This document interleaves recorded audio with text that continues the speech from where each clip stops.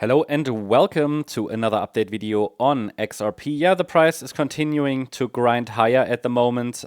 We're dealing here with this scenario, possibly still, as outlined in previous videos, you know, this diagonal pattern from a potential low on the 22nd of June. We're following that. It's far away from being a, let's say, high confidence pattern, but it doesn't have to be. We're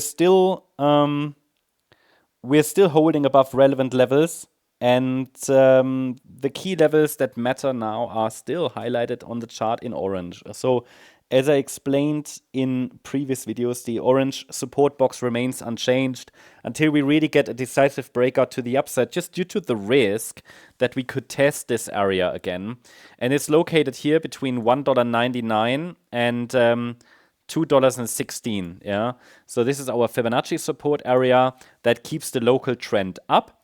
There are potentials here for a reset, for example, of the blue B wave, or for the wave 2, which bottomed here on the 27th of June. Therefore, we want to keep this support area intact. They are still levels that matter, because from the moment onwards, since we tested this support area, here on the 1st of July, the price hasn't really formed new highs, only a marginally higher high. I wouldn't really call that a breakout. It doesn't justify adjusting support levels yet. But on the Nano level then, we are tracking here obviously these structures, and so far the structure is still being followed, still holding. And the nearest level that really matters now is this swing low, which formed on the 4th of July at around $2.20. Because as long as this level is holding, there's really absolutely no signal at all that a low has formed. That a top has formed. So we are still grinding high. We're just going with the trend here. And it's a bit choppy, it's a bit messy, but that would be normal and expected in a diagonal pattern. Important is also that in the third wave to the upside, which might be unfolding, and by the way, it is unfolding as an A, B, C structure, in which the C wave would be a 5-wave move up. So that all works out well at the moment. But the third wave should get to the 138% extension. That's our first ideal target for such a third wave. Yeah? So $2.57. That would be the first ideal target. Can always grind a bit higher. Yeah? 257, 267 maybe. The 161.8 extension gives us 5 waves to the upside. Yeah. So for now, we are flexible, but the price seems to make another attempt to attack here those previous resistance levels. And we haven't, it's this trend line we've been watching, right? At the moment, it's coming in around $2.32, $2.33.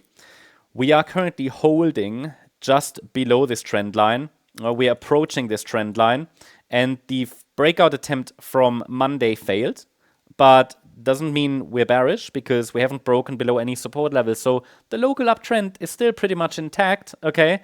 And we could possibly see here the price grind higher in an internal third wave, over the coming sessions. So that's still what we're tracking. The levels should be clear, support levels should be clear.